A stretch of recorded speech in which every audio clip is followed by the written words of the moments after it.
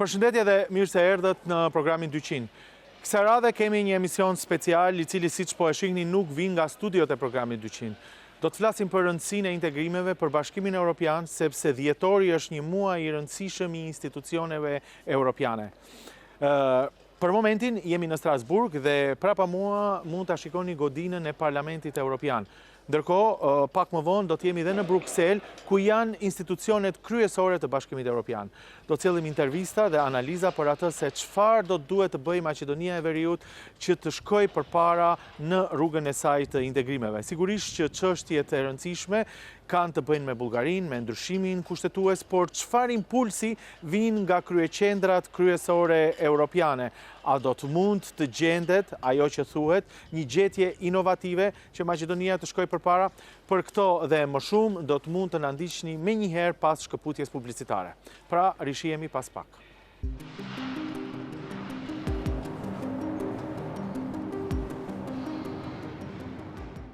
Jemi rikthyer në program, siç tham, ky emision është i veçantë sepse nuk vjen nga studiot e programit 200, por vjen nga Strasburgu dhe nga Brukseli. Ende jemi në Strasburg, siç mund ta shikoni, ku këtu po zhvillohen diskutime në Parlamentin Evropian. Një nga sesionet zhvillohet këtu. Parlamenti Evropian ka institucione edhe në Bruksel, por në këtë periudhë të vitit diskutimet po zhvillohen pikërisht në Strasburg. Por cila është atmosfera dhe çfarë thuhet për atë që është e rëndësishme për opinionin në Maqedoninë e Veriut, pra çfarë thuhet për eurointegrimet? Në Shkup kemi një qeveri të re, por do të kemi dhe një komision të ri. Dhe cili do të jetë impulsi? Për këtë, unë pak më herët bisedova me Eurodeputetin kroat Karlo Ressler, i cili është në krye të komitetit parlamentar mes deputetëve të Parlamentit Evropian dhe Maqedonisë së Veriut. Dhe sigurisht me të fokusi i bisedës është se si mund të gjendet zgjidhja që Maqedonia e Veriut të mund t'i bashkohet Shqipërisë dhe Malit të Zi drejt rrugës së integrimeve. Të ndjekim intervistën.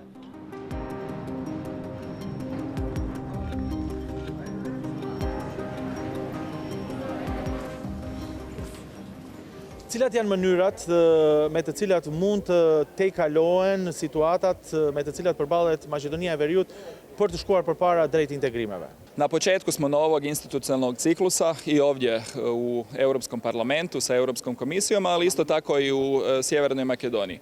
Vjerujem da u godinama koje su pred nama možemo zajedno i sa jednom ovom produbljenom parlamentarnom dimenzijom doprinijeti tome da Sjeverna Makedonija, koja je bila praktički u istoj poziciji kao Hrvatska 2005. godine, dakle prije praktički 20 godina, da možemo zajedno napraviti posao da Sjeverna Makedonija također što je prije moguće bude spremna za članstvo u Europskoj uniji u smislu gospodarstva, ali isto tako jedne političke stabilnosti, vladavine prava i svega onoga što su zahtjevni kriteriji koje je u konačnici ispunila i Hrvatska da uđe u Europsku uniju. Svjesni smo toga da su postojala i određena bilateralna pitanja koja još uvijek narušavaju i članstvo Sjeverne Makedonije i njezin put prema Europskoj uniji. Međutim, daćemo sve što možemo iz naše pozicije parlamentarne diplomacije da pokušamo produbiti razumijevanje da danas u ovim aktualnim geopolitičkim okolnostima jednostavno nema mjesta za nekakve takve bilateralne ucjene i da moramo napraviti sve što je moguće da Sjeverna Makedonija napravi onaj stvarni, konkretni pomak, ali također sa druge strane da se unutar Europske unije shvati da pitanje proširenja itekako ima i jednu geopolitičku dimenziju. A mund të na tregoni se cila është atmosfera ose çfarë thuhet në Parlamentin Evropian sa i përket integrimeve të ardhshme të Maqedonisë së Veriut, kur dihet se çështja me Bullgarinë është problemi për të shkuar përpara? Riječ je o situaciji koja postoji dugi niz godina i koja jednostavno narušava odnose ne samo između Bugarske i Sjeverne Makedonije, nego nažalost u jednom velikom dijelu je utjecala i na makedonski put prema Europskoj uniji. Ono što je važno napraviti i što ćemo mi pokušati napraviti iz pozicije delegacije za odnose sa Sjevernom Makedonijom je relaksirati situaciju, pokušati zajedno sa svim kolegama razgovarati, jer u konačnici, bez obzira što je jasno da vam ja sada ne mogu ponuditi rješenje za bilateralne probleme koje očito postoji, koji očito opterećuju bilateralne odnose, moramo zajedno raditi na tome da kroz jedan otvoreni, konstruktivni dijalog dođe do rješenja i u tom kontekstu europske institucije, a pogotovo Europski parlament, mogu i bit će od koristi. Me që jeni antari Parlamentit Evropian, a do të zhvilloni diskutime me kolegët tuaj të Parlamentit që vinë nga Bullgaria për të ndihmuar, për të tejkaluar situata? Jasno je da komunikacija sa svim članovima delegacije postoji, da ćemo o tome razgovarati uskoro i sa veleposlanikom Sjeverne Makedonije pri Europskoj uniji. To su neke od naših zadaća, što jednostavno moramo obaviti i ovdje, ali jasno je također da razlike koje postoje, nemam iluzija oko toga da ćemo ih uspjeti nadvladati sa nekakvim magičnim rješenjem. A mund të themi se mund të ketë një lloj optimizmi të ri kur dihet se ka një parlament të ri, por ka edhe një komision të ri dhe kjo të ndikojë në zhbllokimin e situatës? Jasno je prije svega da je to pitanje koje je bilateralno pitanje koje se mora rješavati između dvije države, između države članice Bugarske, ali isto tako i države kandidatkinje Sjeverne Makedonije. Europska unija tu i prema nekakvom iskustvu koje smo imali do sada, pa i kroz hrvatsko pristupanje Europskoj uniji, može biti pomagač, može biti medijator, može biti facilitator takvog razgovora, a jasno je da i sa jednom parlamentarnom dimenzijom možemo pokušati u relaksaciji takvih odnosa. Çfarë mund të thoni se si mund të ndikojë në fakt geopolitika që edhe Maqedonia e Veriut të përfitojë nga ajo perspektiva aktuale që ndihet këtu ku luftrat ndikojnë edhe në mënyrën se si do të bëhet politika më tej nga Bashkimi Evropian? Danas u ovakvim okolnostima u kojima Europska unija funkcionira, nakon 3 godine krvave ruske agresije na Ukrajinu, nakon što su energetski, gospodarski, sigurnosni okviri i arhitektura cijele Europe izmijenjeni zbog rata i zbog dramatično različite geopolitičke okolnosti, jasno je da se posljedice takvih učinaka osjećaju ne samo na države članice, nego isto tako i na regiju takozvanog Zapadnog Balkana, regiju jugoistoka Europe. U takvom kontekstu Sjeverna Makedonija, ali i sve druge države sa Zapadnog Balkana moraju iskoristiti ono što im se pruža, one mogućnosti i one potencijale koji se otvaraju i zbog takve situacije, a to je prije svega jedna svijest o tome da pristupanje Europskoj uniji nije i ne može biti nekakav strogo formalistički, pravnički ili administrativni zadatak, nego je puno više od toga i sa sobom u svakom slučaju sadržava jednu važnu geopolitičku dimenziju. Mislim da je to faktor koji itekako igra u korist Sjeverne Makedonije, ali također je jasno da će se unutar Sjeverne Makedonije, kao i unutar drugih država članica Zapadnog Balkana, morati odviti još važni procesi po pitanju politike, po pitanju vladavine prava, po pitanju gospodarstva i to su sve oni važni koraci koje Sjeverna Makedonija mora ispuniti kako bi bila u potpunosti spremna za članstvo u Europskoj uniji. Dhe krejt në fund, kur Kroacia u bë antare e Bashkimit Evropian, Gjermania i ndihmoi shumë. A mund të themi se Kroacia mund të jetë një lloj sponzori i Maqedonisë së Veriut tani në këtë kontekst? Neovisno o tome kakva je bila situacija i za to kada je Hrvatska pristupala Europskoj uniji, jasno je da je Hrvatska država koja je prijateljski raspoložena prema Sjevernoj Makedoniji, koja možda najbolje može razumjeti i frustraciju, ali i poteškoće koje proizlaze iz praktički 20 godina različitih blokada, različitih političkih nesporazuma ili sukoba i da može i da hoće, kao što i sada radi, prije svega predvođenja sa premijerom Plenkovićem, biti jedna od onih država članica unutar Europske unije koja će se zalagati za razum, ali isto tako koja će se zalagati za shvaćanje da je pristupanje Sjeverne Makedonije u interesu ne samo jugoistoka Europe, ne samo u interesu Hrvatske, nego stvarno u interesu cijele Europske unije.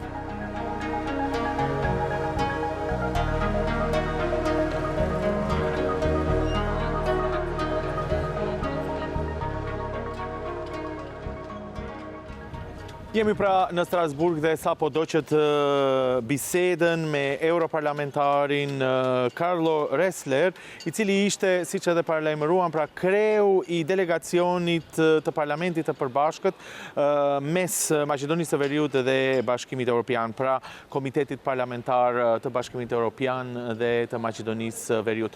Këtu në Strasburg janë disa gazetarë për të ndjekur zhvillimet, siç tham, rreth Bashkimit Evropian, sepse muaji dhjetor është i rëndësishëm ku edhe do të votohet komisioni i ri dhe sigurisht që kishte biseda të ndryshme mes gazetarëve, po biseda që do të veçoj në vijim është me Thomas Waitz, i cili është raportuesi për Maqedoninë e Veriut nga Parlamenti Evropian. Do të mbledh disa pyetje që ju bën atij dhe në fillim ai flet për atë se sa përparësi ka bërë Maqedonia e Veriut, çfarë mendon për një rrugë të re për të cilin flet ai pasi në Maqedoninë e Veriut është krijuar një qeveri e re dhe çfarë është në favor dhe në disfavor të Maqedonisë së Veriut në raport me integrimet. So, North Macedonia has been doing reforms much earlier than many other countries in the region. And so you still have some progress, historical progress, that you can still build on. But I think North Macedonia is on a good path. Yeah? That doesn't mean that there's not still a lot of downsides as well. Yeah? The job is not done. But I see some ambition also in the new government. At least the announcements let me hope that there is not just an announced, but a real ambition to move on with these reforms. North Macedonia is moving into the right direction, into more scrutiny of judges, into applying more and more European rules, so more and more of the acquis. North Macedonia has also become a victim of the misuse of bilateral issues in the context of EU accession by your neighboring country, Bulgaria. It's clearly so. And, many of today EU states or former states that joined European Union, we all have bilateral stuff to solve. I'm an Austrian citizen. Yeah, we needed to find solutions for all kinds of questions towards our Slovenian minority, as an example. Yeah? Slovenia and Croatia, they had to solve all the question on access to Adriatic Sea and how exactly the border goes. It's no easy negotiations, and it can also create some tensions. But to misuse these questions to block a country on its path to the European Union, this is something I very much regret. And I must say, the geostrategical developments, so the aggression and invasion of Putin's army into Ukraine, for the whole area, so for the whole Western Balkan states, it's an advantage. It gives more attention. It created more willingness to really engage by the European Union.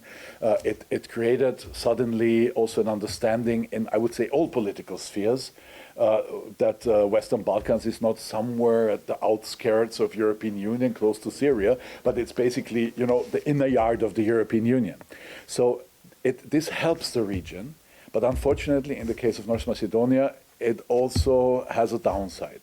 Sigurisht që çështja me Bullgarinë është kryesore, por çfarë thot raportuesi Waitz për qëndrimin bullgar, sidomos çfarë flitet në publik dhe çfarë flitet prapa dyerve këtu në Strasburg në Parlamentin Evropian, çfarë thon zyrtarët bullgar për këtë çështje dhe gjithashtu e pyetëm se çfarë do të shkruajë ai në raportin që ka të bëjë me Maqedoninë e Veriut. In personal talks and behind closed doors, many Bulgarian members here in the House are actually saying, yes, we understand, we have to overcome this, and let's work on it. But then again, in the public, there's such a pressure that they stand up for the national, cause, that you have this kind of, sometimes even schizophrenia. Yeah? But for me, at the end of the day, what counts is, do we have progress? And can we unlock the situation or not? And if whatever they tell back home, and that's their problem. I mean, first of all, I cannot give you the total details of how the report will look like, because even if I'm the rapporteur, it means I do the first proposal. And then I need to negotiate with my colleagues. And then what comes out at the end, and also based on what the Commission has given as a report, that will shape. But I can tell you one thing very clearly. One thing that you will find in the report, and what it really lacks in North Macedonia, is implementation of legislation. You know, you have actually, in theory, you have a lot of good legislation in place, but if you look, if this is really implemented in the country, then I would say there's a lot of work still to do. Janë këto disa vlerësime që dha raportuesi, por në grupin e pyetjeve të tjera, sigurisht ka të bëj rreth Komisionit Evropian, çfarë pyetën gazetarët, dhe ideja është se a do të ketë një rikushtim ose do të kushtohet me vëmendje më të madhe Bashkimi Evropian, Komisioni Evropian për zgjerimin. Sigurisht si do të kalohet situata me Bullgarinë, a mund të ndodhë që Bullgaria të rinë në hishtje, mos thot asnjë gjë dhe kjo çështje mes Maqedonisë së Veriut dhe Bullgarisë të stërzgjatet. Nëse ka zgjidhje të problemit, ose nëse nuk ka në fakt zgjidhje të problemit, a do të riqet vëmendja e Bashkimit Evropian nga Maqedonia e Veriut dhe çfarë do ndodh në fakt nëse nuk ka një zgjidhje mes Sofjes dhe Shkupit? Marta Kos, I think she's an excellent choice. She's a diplomat. She's from Slovenia. She shares the common heritage of the region. She has a deep understanding about the differences of the different countries in Western Balkans, but also the common heritage of countries in the Western Balkans. And she has a deep understanding about also all the ethnical identity questions and about, you know, what happened in the past, and I think she has a clear idea on how to engage into good neighborly relations. Yes, she will also be in charge of Ukraine and Moldova, but let's be realistic. Ukraine might join European Union at some stage, but it's going to take quite some time. Yeah, I mean, we were giving Ukraine the candidate status. And this is a personal assessment now. We were giving them the candidate status out of geostrategical reasons, or let's say out of also human reasons, to give these people, you know, a clear signal and some hope, and not just hope, but also, you know, to show here's an open door. Yeah, if you want to join us, we're ready and we're open to talk about this. You're in principle welcome. So this was why it was done. But if we are realistic about which countries could actually join European Union in the next, in some cases, 2-3 years, in other cases 5, 6, 7 years, then this is the countries of the Western Balkans, including North Macedonia. So she will work on Moldova and Ukraine, and it's good so, but she will also have a strong focus on the Western Balkans, and you can count on her engagement. We need a legally viable security from the Bulgarian side that once their main demand on including Bulgarian and other minorities into the constitution, they will not come up with another and another and another demand. We need some legal security there, and there, I think European Union stands on the same side as North Macedonia. Yeah, we all demand that from Bulgaria. You have seen all the last years, even though the progress in terms of enlargement was stalled, European Union was not cutting funds, rather the opposite. European Union was not cutting engagement in the country. European Union is still motivating investment into the country. You know, so we're not going to give up. Yeah? Even if it's difficult, but we're not going to give up. What we're trying to advocate for, and we have quite some support, is, you know, in the accession process, to start negotiations, we need unanimity. So all the countries of European Union has to say, yes, we start negotiations. And also, and this should stay, for the final accession, we need unanimity of all countries. That's the basic principle that we should keep. But for the intermediate steps, we need to get rid of unanimity. We can have strong majorities in the Council, but we need to get rid of the unanimity so a single country can actually block the negotiation process. And this is what happened in your case. And this is something we're working on. Në bisedën që patëm me raportuesin Waitz, pyetjen direkte që unë ja bëra ishte për faktin që ai tha se në Maqedoninë e Veriut në Shkup ka një impuls të ri për shkak të qeverisë së re dhe e pyeta se a mund të ndodhë që ndryshimet kushtetuese realisht të ndodhin.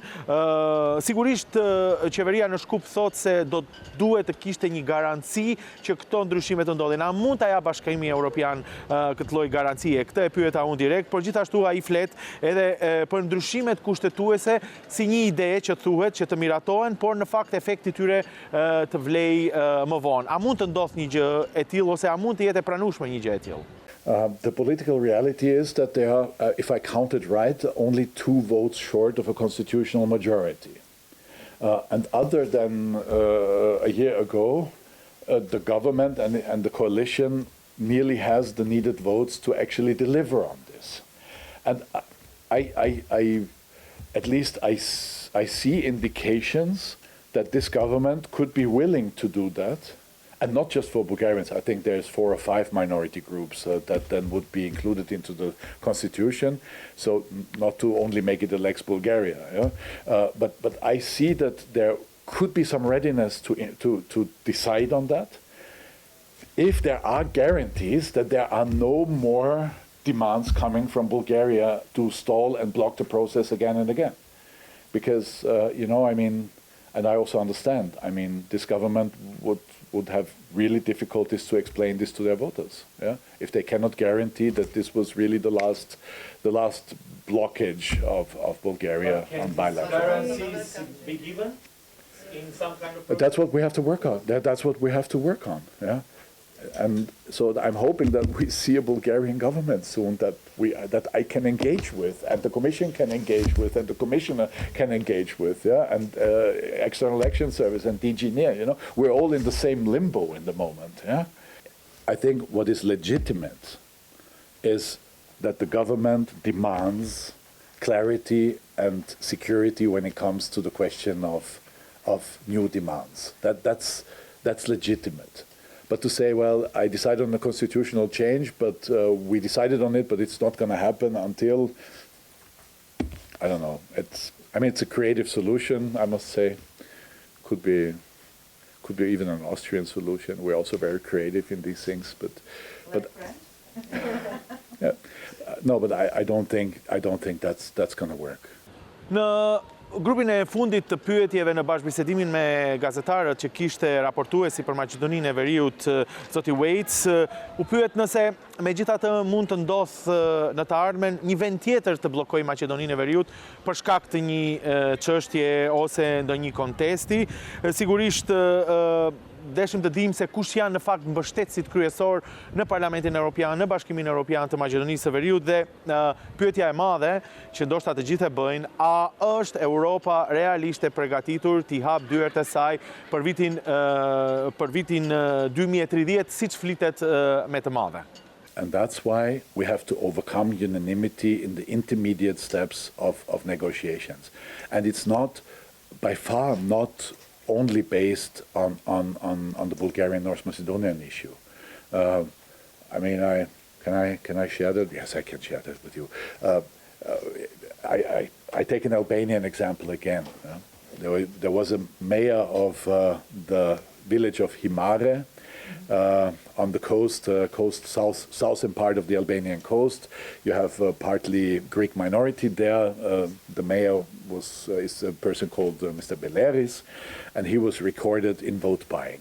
I would say he was in the mainstream doing this, yeah. But they caught him, and it was recorded. So he had a court case. He was arrested. And then Greek Mitsotakis government said, okay, the Albanian government, if you don't set him free and let him leave the country into Greece, we're going to block your negotiations. And you see, this is even, I would say, even worse than the case of Bulgaria, because in Bulgaria you can at least claim, okay, there's some kind of national interest. What is the national Greek interest in the mayor of Himare?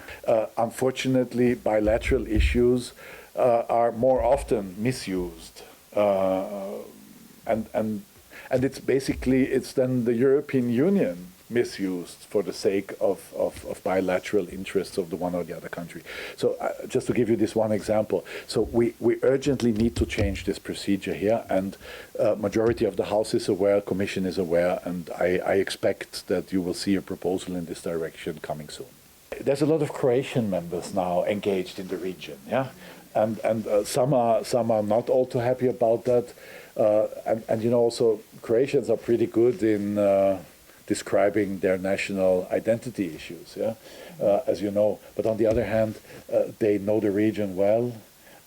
They know they have a lot of also historical networks and historical ties, and even members from ADZ, which are politically not my allies usually, yeah. But when it comes to the work on Balkans, I must say we have a very good cooperation. Yeah? And also with Mr. Pizzola as an example from SND. When we leave European Union, I mean, here in the House, they're really like this. Yeah, I don't know, Karlo Ressler and Pizzola and Ivo Stier, and you know, you see them fighting here in the House. But in the moment we leave the European Union, we go to the region, we're all working like this. The whole Balkan region, and especially Western Balkan region, has been the playground of European powers and superpowers for the last hundreds and hundreds and hundreds and hundreds of years. It's finally time that the region, the peoples in the region, take their own fortune into their own hands, and they need to be represented on the table of European nations and defend their own interest for their own sake. So, and for Montenegro, that's clear. I mean, Montenegro here in the House. I mean, if they manage to do the needed reforms in time, they are 28th member of the European Union in the year 2027. Yeah, and so they, yeah, it always depends if you have political stability. Yeah, if they're able to finalize and close the chapters. I mean, there's still a bit of path to go, but so that's possible. The same possibility would be there for North Macedonia, in terms of, you know, the structures of European Union, but you know where we're stuck. Yeah? Jemi pra në Strasburg në emisionin special të programi 200, i cili do të vi nga Strasburgu dhe nga Brukseli, por sa pëndoqet vlerësimet e Thomas Waitz, raportuesit për Maqedoninë e Veriut. Këtu do të bëjmë një shkëputje dhe pjesa tjetër e programit do të vi nga Brukseli. Na ndiqni.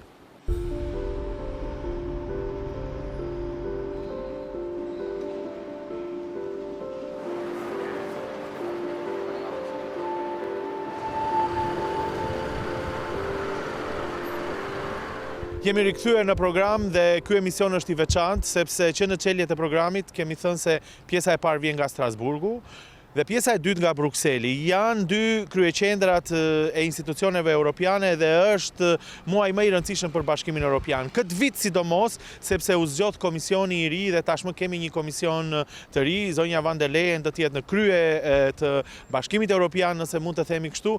Por pjesa tjetër që është e rëndësishme është sepse dy institucione të tjera do të drejtohen nga dy zyrtare të cilat vijnë nga vende pothuajse sa Maqedonia e Veriut.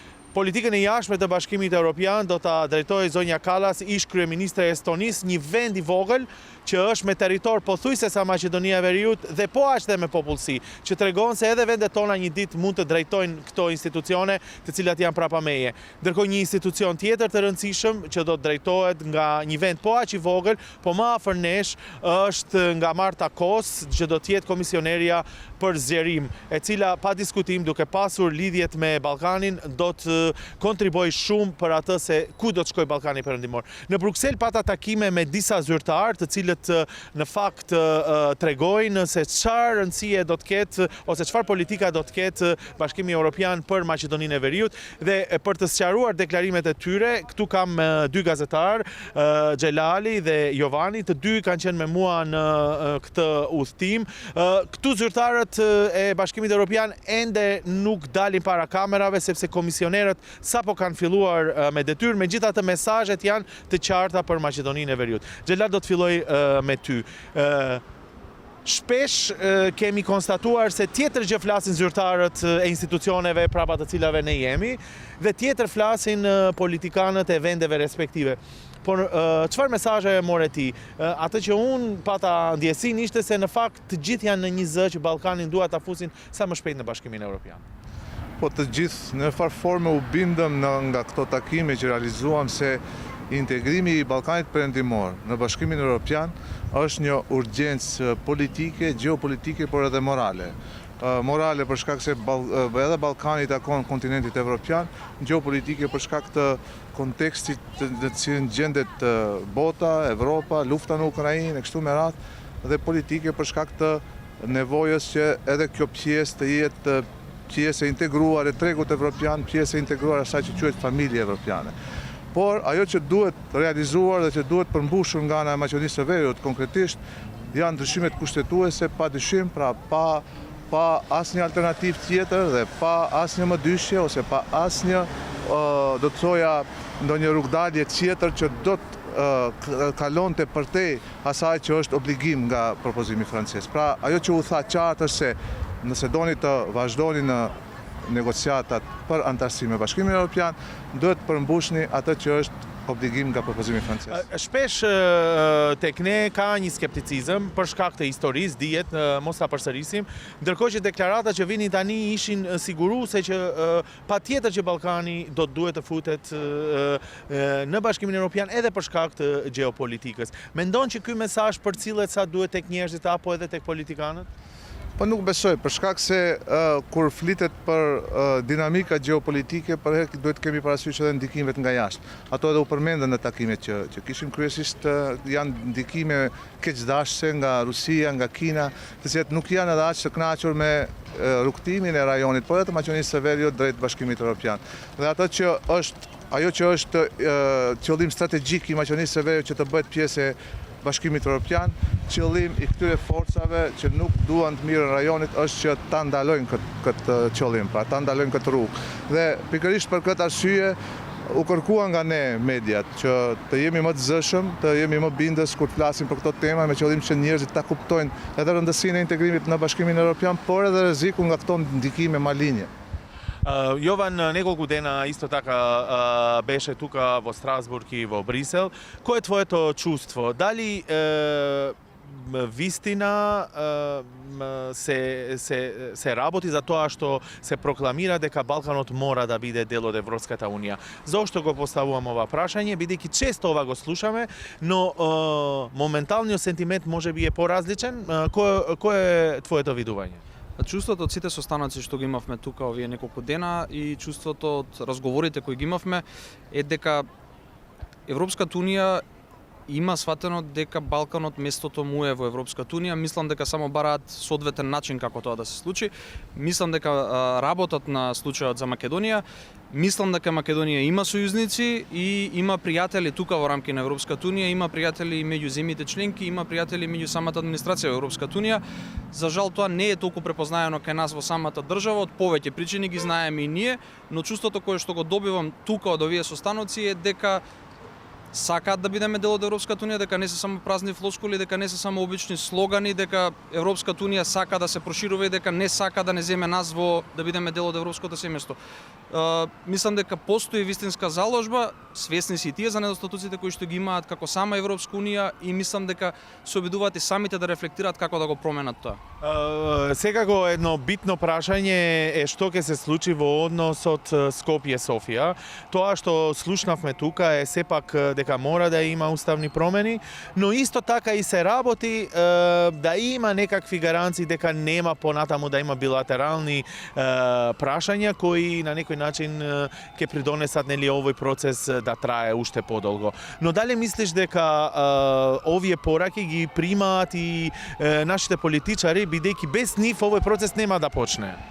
Не сум сигурен за нашите политичари дали ги примаат, се надевам дека ги примаат, но тоа што го видов од тука од состаноците, мислам дека кредибилноста на самата Европска унија е доведена во прашање и мислам дека тие самите се свесни дека нивната кредибилност, нивниот образ е доведен во прашање и дека мора да ги надминат веќе тие билатерални проблеми кои што и тие ги имаат, не ги имаме само ние, бидејќи за самата Европска унија е проблем доколку одредена земја става вето за сопствени причини, за билатерални прашања. Мислам дека тие се свесни, затоа и на состаноците го покренуваат тоа прашање за некаква промена, за квалификувано мнозинство или барем за некаква промена во делот на одлучувањето, не во делот за почнувањето на преговори, но за понатамошниот тек на преговорите. Се надевам дека македонските политичари ќе ги сватат тие пораки и дека ќе увидат дека имаме вистински пријатели тука во Европската унија и дека потребно заеднички да работиме на нашиот пат кон членство. Ева една специфичност, прашање за 20-та, ни првиот е për të dy në fund. Го кажав и пред малце, две госпоđи кои доаѓаат во битни институции, но кои се од држави, речиси мали колку нашата држава. Дали некој ден мислите дека еве некој од нашите политичари може да води ваква битна институција или да биде дел од оваа институција? Естонија е речиси колку Македонија, Словенија исто така, а ќе водат две битни институции. Добро, еве, додека бевме тука, еден интересен податок имаше за Естонија, конкретно дека нивниот бруто домашен производ кога станале членка бил помалку од половина од просекот во Европската унија, сега е далеку над просекот. Зошто да не, ако може Роберта Мецола од Малта да биде председател на Европскиот парламент, зошто не и Македонија? Ако станеме дел од Европската унија, имаме еднакво столче заеднички со сите земји членки, така да се е можно, ништо не е исклучено во така. А është kjo një scenario mirë për gjithë Ballkanin, jo thjesht vetëm për Maqedoninë, sepse Maqedonia nuk është vetë në këtë rrugtim kur flitet këtu. Xhelal, ne dëgjuam që flitet për Ballkanin Perëndimor, pra përmendet Malizi, përmendet Shqipëria, sigurisht Bosnia dhe Kosova, por a janë si hariqe të mira ndoshta edhe për shkak të luftës në Ukrainë edhe gjithë gjeopolitikës po jipet një shtys plus edhe më tepër dhe ku ja edhe zyrtarët tonë të mund të jenë pjesë e institucioneve? Po, Bashkimi Evropian është ndërtuar mbi parimin e barabartësisë së gjithë antarëve të saj. Pra çdo antar pa marrë parasysh sa banor ka dhe çfarë ekonomie ka, çfarë fuqie ka, është antar fuqiplot, është i barabartë me antarët tjerë dhe kësaj është edhe shpërndarja e funksioneve në kuadër të Komisionit Evropian, por edhe të Bashkimit Evropian në tërësi. Pra mbahet llogaritë që këto funksione shpërndahen në të gjitha vendet. Kështu që edhe kjo formë ose ky parim i Bashkimit Evropian është një shans i madh edhe për vendet e rajonit që të nesërmen kur të bëjmë pjesë e Bashkimit Evropian të kenë mundësi ose të drejtojnë institucione të rëndësishme, të cilat jo vetëm për vendet e tyre, por do të kontribuonin për një mirëqenie në të gjithë Bashkimin Evropian. Të dashur teleshikues, pra jemi në fund të programit 200 që kësa radhe erdhi nga Strasburgu edhe nga Brukseli.